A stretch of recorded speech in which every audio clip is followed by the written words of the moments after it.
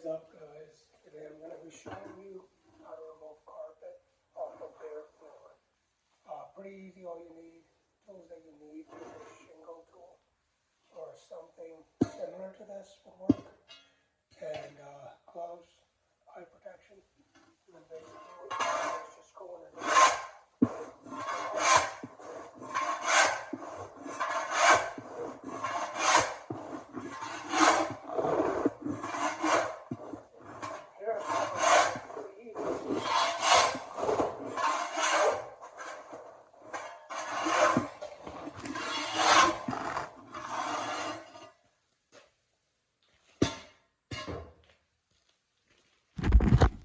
And there you have it, guys. It's a quick hack for removing carpet off of bare floor.